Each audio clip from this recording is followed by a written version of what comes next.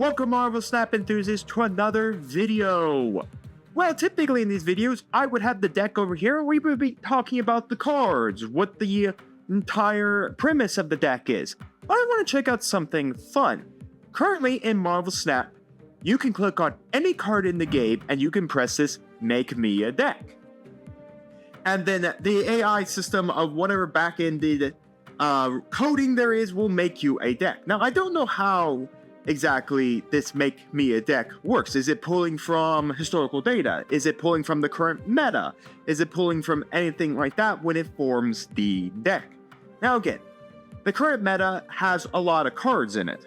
Again, like if you're going to play like a movement deck today, you're probably playing Madam Web, you're playing Ariana. I don't have either of those cards, so if we were playing a movement deck, we would not be able to build a very strong competent movement deck because we're actually missing some of the cards that just got released with the new season that I don't have in my collection. Because when you try to get to the keys to open the chest with the 3 copies of the cards, and 2 of the cards are just all arts of cards I already own and I don't need more all arts of, yeah, it doesn't help. But that's what we're going to do today. We're going to see, can this make me a deck? Make a competent deck to take to the ladder. That's what we're going to test today.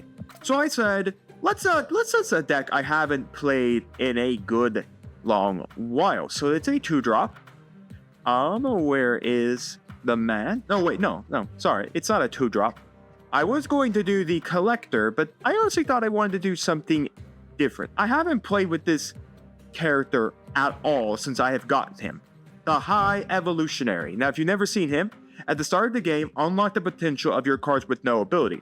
Before, the vanilla cards like Hulk, like Cyclops, like Wasp, Misty Knight, just Shocker, Cyclops, the Thing. Sorry. Okay. Okay.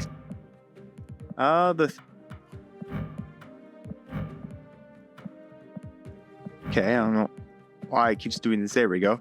The Thing, Abomination, Hulk, all get different effects with him in your deck. So, I have never played with the High Evolutionary, but I really like him as a card because Cyclops is just a very strong card to go with him. Cyclops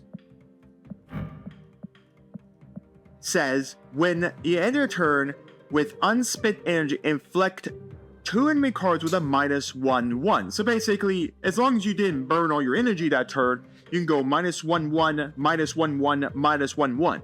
So you can just hit a lot of things with this -1/1 and just slowly reduce it. Unless your opponent is playing exactly Luke Cage in their deck to mitigate this effect, this is basically a hard stop to many decks. So that's what we're going to make today. Let's see what it generates. Ooh, there it is. Let's go to it. The deck it spat up for us is this.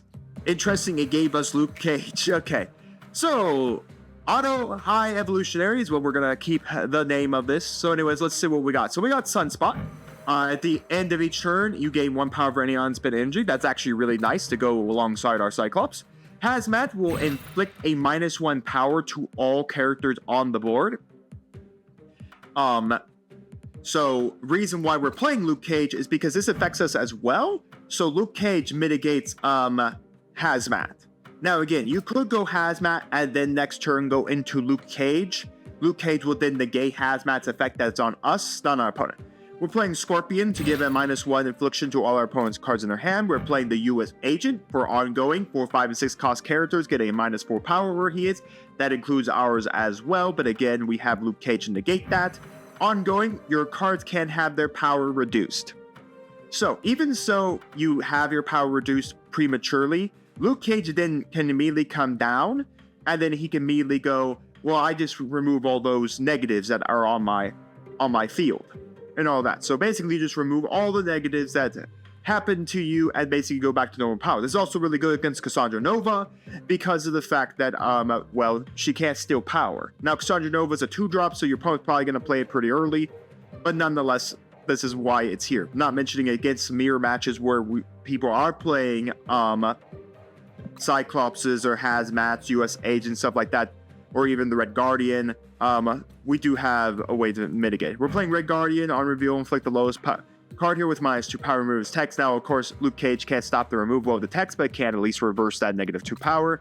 �Cyclops, like we said, is basically going to give any unspent energy. We're going to give a -1/1 to 2 enemy cards at his location. Shang-Chi blows anything up that is 10 or more power. On review, I think before he did 9 or 8, and now he's at 10. It's very interesting. The High Evolutionary, as we said, Man-Thing, which ongoing 1, 2, and 3 cost characters have -2 power. So basically, he does the exact same thing as US Agent. US Agent does for 4, 5, and 6. Man-Thing does for 1, 2, and 3. But he's at -2, where US Agent does a -4. Abomination, and finally the Hulk. We'll read the 2. So the Hulk is, when at the end of your turn with unspent energy +2 power to him, and an Abomination costs 1 less for each enemy card in play with affected with a negative power. So Abomination can basically come out for almost 3 at that point because of the fact we were going to be inflicting a lot of negative inflictions to our opponent. So this looks like a very interesting deck to try out. I think if you had Ajax, I think that would be a really good card for this. I don't have Ajax in my collection, but what Ajax does, I believe he gets a plus buff for everything that has a negative on the board, or anything like that. I forget what his power is, but I don't own an Ajax copy, so I can't play him. But this looks like a neat deck. I'm going to fill out the rest of the deck with sleeves and our icon and our symbol, and then we're going to jump into our first round. Behold my creations. Okay, that's pretty. I was wondering if there was any, like, interesting opening text for the High Evolutionary. Okay, well, we opened every single card for the High Evolutionary. Now, Necro-Shaw is not exactly a horrible field. For us, again, 𝐒𝐓𝐾 negates this all willy-nilly, but this is a very interesting opening board here. We got literally the strangest opening board. We literally opened the thing. By the way, again, he gets that +2 energy. Basically, he becomes the Red Hulk. If you've never seen the Red Hulk before, he's the Red Hulk, but you have to use High Evolutionary to get the Red Hulk effect.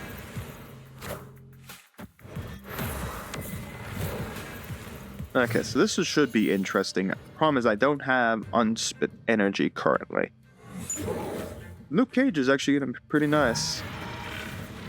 We'll put another of that there because this gives us a +2 energy, so we'll actually have unspent energy at the end of this next turn. And then we could put 𝐒𝐒𝐾 over here so Necro-Shaw doesn't affect us. And again, we gave him a nice -1 all through his hand. Not that it overly matters because, again, he's playing Destruction, so, again, the Destruction doesn't really care about stuff like that. We'll put down our man Cyclops, the Djinn. This does immediately mean we are getting a Negasonic. So basically, he's telling us we can't put another character here unless it wants to die. I mean, that's not actually kind of painful for us because we can just go the Djinn. The Djinn actually has the on-reveal effect here, so we'll do that. We will get an unspent energy, so we'll put this character here. Again, now we're kind of safe under this area. Again, we have unspent energy, so we will get this, so Cyclops will trigger as well as the Hulk. We are not affected by the US Agent here because we can't be affected by the US Agent because now 𝐒𝐒𝐾 is up at all times. I definitely need to change. So there goes our good friend, Mr. Deadpool Man. And of course, we'll be inflicting a -1 at least to this. And again, our Abomination is kind of down to basically being free at this point. We have 16. I mean, I don't really know how our opponent's fully winning. All right, we did inflict. Okay. The Red Guardian will be good if I know where he's going to go play a Null at. If I know where he's playing Null, that actually is not bad for us. But I don't know where he's playing Null just yet. Not mentioning that this Nor division has really helped us because we've been able to, now we're able to spam out the Hulk much easier.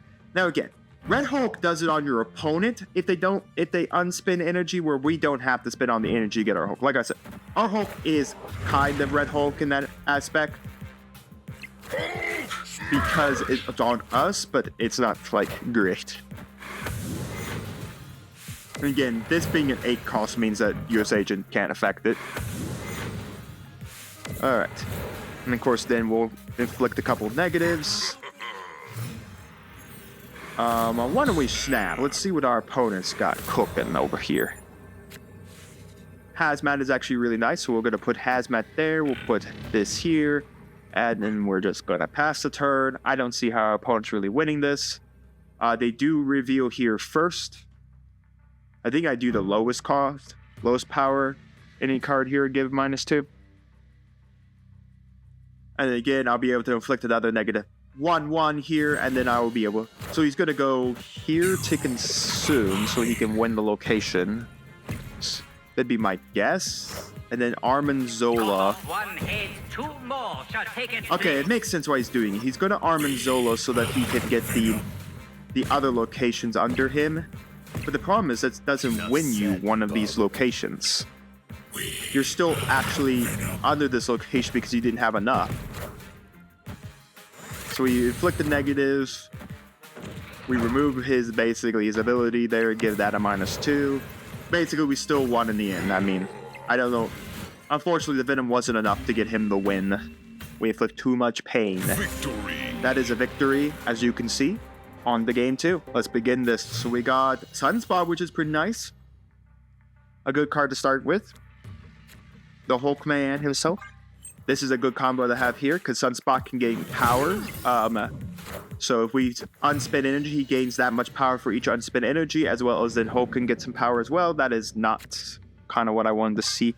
Castle's Zomo is not something I want to be seeing right now. It's not a good card. Silver Sable will remove, she claims, steals 2 power for the top card of our deck. Again, we don't care about that. We have Luke Cage for a reason. Basically, in essence, we'll just be able to go next turn Luke Cage here. That returns the 2 power back to Cyclops. So here's Madam Web I was talking about. You can move one of your other cards away from this location. The lowest powered character does take a negative here, and that is Madam Web. So I can remove Madam Web's ability here, and that will then buff up Sunspot. That will then allow me to put a negative or something. Sending her over there isn't half bad, because it does mean I don't have to worry about it. So that stops the that effect. Okay.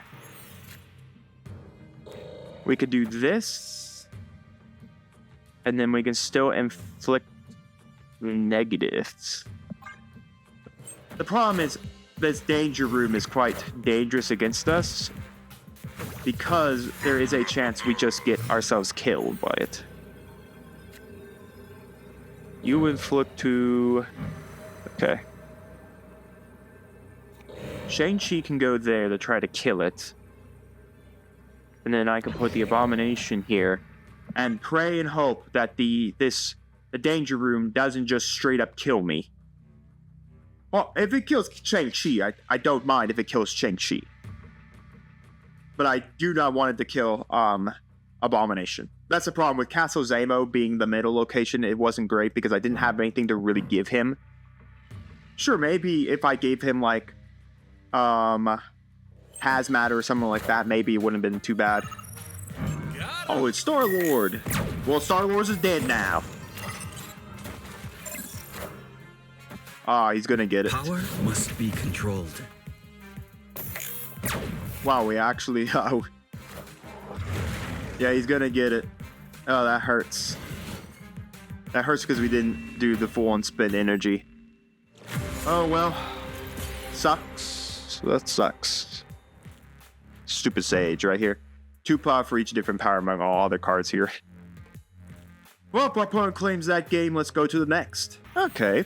So we're starting out pretty well for this game. The TVA is very interesting. That's an interesting start. If you've never seen this location, after turn 4, the game just straight out ends. No questions, no in, am, af, or buts about it. It just ends on turn 4. Now, it's an interesting location because certain decks can play around with it. It's not great on a lot of decks. A lot of decks do kind of struggle around the use of the TVA because you don't have enough time to facilitate a TVA or facilitate your deck strategy around the TVA.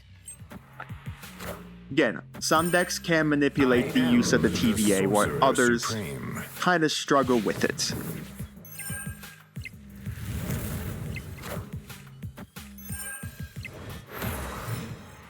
And we may be one of those decks struggling with the TVA.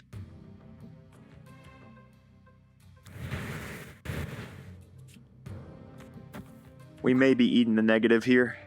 Ugh, I don't know. Okay. Well, as much as Hazmat sucks here, because this absolutely kind of sucks for me that I Hazmat myself. Oh, well, you know, a 𝐒𝐓𝐾𝐄 just easily fixed that. Easily just fixed that right up. No more negatives for us. So Madam Web. Ugh, of course, Madam. Why not? 𝐒𝐓𝐾𝐄 removes all the problems here. Let's go this, and I guess we go Sunspot. I mean, we're not in any harm of him. The Guardian may need to be... Well, I guess even if he does buff up Johnny Storm or the Human Torch, I do have Shang-Chi to just kill that out when it gets too big. Because it will, because he's going to use Madam Web's ability to do once per turn ongoing. You can move one of your other cards away from here each turn, so basically, which is really nice for Dagger as well. So he moves that away. Gets buffed up to a 6 and goes to an 8. Then he gets to bounce it back to his hand. Oh, so that he can use it for Iron Fist. Again, we'll inflict a bunch of negatives over there. Well, he reveals first. I don't know where he's gonna put Johnny Storm. So I think I'm gonna put that there, and I'm gonna pass. So he goes Dagger there. So he got a buff. Okay, so I was right on the philosophy that he was gonna go for the middle location, so that he can Okay, so I need to be able to reveal first. That's my... Okay, well, they're both gone now. That Storm is now going to be largely hard for me to out. Okay, so what? You go... He's probably going to go to the middle, if I'm being frank.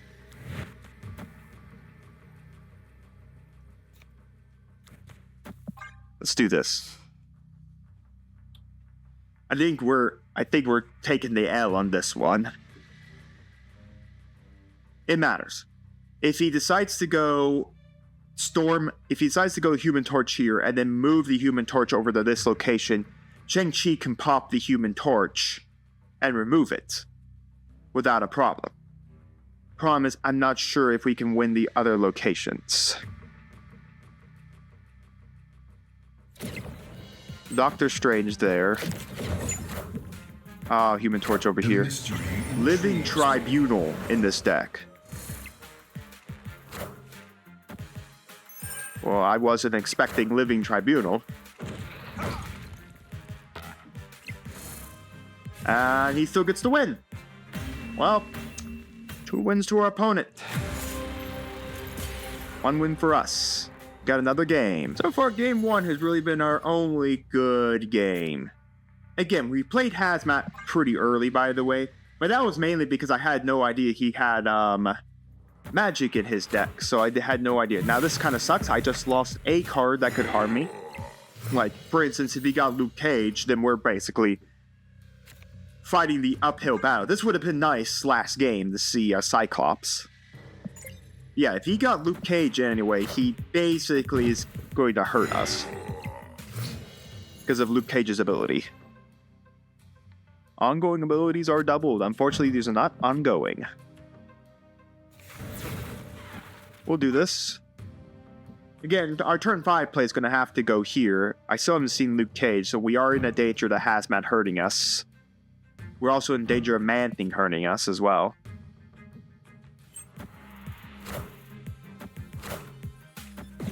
Oh, he's playing a Shuron. Okay, that makes sense. I don't mind that he did that. I could just bring this out early. And then what? My next... Clear for takeoff. And then what? I can put, I could do this here and that there. Yeah, why not? Do the Scorpion. Scorpion isn't affected by the U.S. agent. Lockjaw happens to be. We did lose Hazmat to Spider-Ham. Iron Lad is going to put a bunch of rocks everywhere. Not that that really matters. We're going to get some negatives now. Get a buff off this. Okay, so it really is going to matter now on how exactly we want to end this turn. Let's see. We could go Man-Thing here. Well, no, we can go Man-Thing here. While that does hurt us there, I don't think it's too bad. And I think we can put a Sunspot there, and then we will do that. And our opponent decided to retreat. Victory. It makes sense. It's a little hard to win the game from there. All right, on to the next. Hulk is not bad to starting off in the hand. All right, well, we're definitely going to be filling up the hand. It's hilarious we got the Shocker, but we can't even use him. We can't even use either the Cyclops too because it didn't start in our deck with High Evolutionary. Hilarious. We got both these cards and I can't do anything with them. You know, we need to start clearing out our hand because we are definitely not in a good spot with our hand because of this Triskelion. Alright, so Hollow doesn't really matter for him. We're gonna put the US agent there. Hollow's probably lost to us anyways. Lady Sith. Okay, so we are playing hell of this card.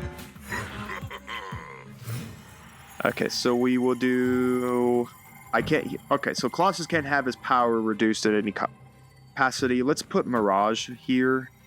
Let's see what he gets.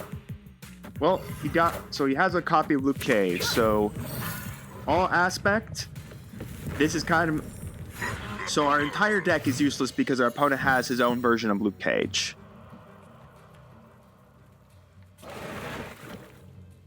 Because our opponent decided he needs 𝐒𝐶 as well, we have no way of stopping this. Now, it makes sense why people are playing 𝐒𝐶 because there are decks that are running around with the ability of using 𝐒𝐶 right now.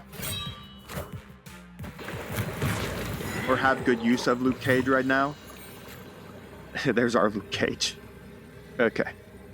I cannot win from this position, I believe. Let's do this. And this. Alright. I still don't see... No, Black Cat's definitely get... Yeah, our opponent got the win. They played the 𝐒𝐶, which outs us. Yep, that's another win for our opponent. Sucks to see that they had the 𝐒𝐶. Also didn't help that this Triskelion didn't help either. Not the best starting hand in the world. At least the Cyclops is pretty nice. But yeah, the starting hand's not great. The Abomination actually is pretty nice because if I can inflict some negatives everywhere, at least that will help somewhat. But yeah, not sure exactly where we go from here. Again, if our opponent gets this win, they walk home with the wins altogether. It's kind of hilarious that he gets rid of stops a lot of ongoing abilities. But again, because the fact is I don't really care about ongoing ability or on reveal abilities. Because I basically don't care about them because I'm not affected by ongoing abilities. Or on reveal abilities. Cosmos doesn't really hurt me. That's what I'm trying to say. He removes all ongoing on reveal abilities from activating where he is, but again, if you're not playing a deck that facilitates a lot of ongoing abilities, like or on reveal abilities, and you're using a deck with a lot of ongoing abilities, it really doesn't matter. So we're playing a Dark Hulk strategy. I like this card as well, Dark Hawk, +2 power for each card in your opponent's deck. There are ways to really facilitate it as well. Dark Hawk is a 5. How do you bring that out? He's playing Assurum. What's with everybody playing Assurum, by the way? I swear, like, more people play Assurum than I ever thought. It's She-Hulk. Alright, so Abomination has gone down to a 1 cost, so he couldn't be free. He couldn't be free. Alright, well, this is definitely our opponent's game.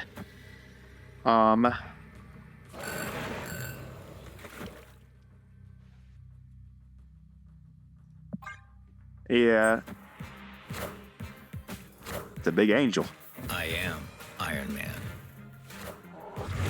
Abomination, well, at least one location, I guess. But it wasn't enough. That is it, folks. Our opponent claims a victory over our High Evolutionary deck. You know, the make me a deck function, I think, is pretty neat. Now, is it comprehensive that this is the deck that we should definitely be taking to some games? Is this the deck that we should definitely be playing? Is this the deck that, you know, is meta relevant? I mean, we only claimed 2 wins with this entire deck and took 4 losses. But still, for anyone that's really getting the game and you don't really want to do the research, or you just can't figure out how to put a deck together that's good, or maybe you just want to find out if there's a deck that you can play around your favorite characters like Fast, High Evolutionary, Black Knight, the Collector, all these styles of different decks out there, are there just deck strategies out there that I could just click and say, build me a deck? And for a lot of games, especially TCG games like Yu-Gi-Oh! Or Magic or anything like this, where you just have this big collection of cards, but you don't, and it feels daunting to go read through each card and figure out which ones go together and how to build a competent strategy together. I really like that Marvel Snap just literally gives you a button to click and you can generate any deck you want. Now, is that deck good? Like I said, I think if I had some more cards in my collection, it probably would have generated a much better deck. But I mean, this deck isn't horrible. It's a deck that runs around using the High Evolutionary to use Cyclops to get some negatives, and you have a bunch of guys that can buff out negatives with their ongoing abilities and on-reveal abilities, and we have Luke Cage to basically negate all that. But is it the best High Evolutionary deck? No. Honestly, if you're playing High Evolutionary, you're only really picking like these 2 characters, and maybe you might play like a Hazmat deck strategy, and then like a Luke Cage in there as well, because there is like a toxic Hazmat strategy where you go in, use Wong, and then you use Mystique, and then you go Hazmat, and as long as you have Luke Cage as well, you can go Luke Cage Hazmat and just spill all this negative damage because of Wong's effect, and then because Mystique copied Wong, so you get double the Wong at that point. That's actually a better deck strategy if you really want to go like a high negative count, because then again, you have US Agent, you have the Red Guardian, you could go the High Evolutionary package of Cyclops, and again, then you have that Wong package for Hazmat to use off of, so that you could just go spam basically Hazmat's ability a bunch of times. But again, the ability to just click on your favorite card in the game and then see if a deck can get just generated right off of that, where you don't really have to do any research, and honestly, it's a good starting point. It's a great starting point to see how this deck works, and then maybe you can go and do some research and figure out what cards are really good. Do you have them in your collection? Do you not have them in your collection? What should you take out? What should you change? Based on the meta, based on what's going on in the ladder, and all of that. So it's a great starting point for new people in the game who have all these cards, and they're just trying to figure out what cards really go together. And again, by clicking that, making a deck, playing it a little bit, finding out how it works, and then maybe go out, do some research, figure out what other cards really go well with this strategy, and then going from there is a really, really good idea. So, you know what? We're going to try out more of these auto decks, see what keeps getting spat out at us for decks. But I wanted to try this out mostly because, again, let's take a break from, building meta-relevant decks right now, and I really wanted to show you all what this auto builder can do. Well, I don't think it's great because I don't know where its coding builds these decks from. Is it from your entire collection? Is it from past data? Is it pulling from what's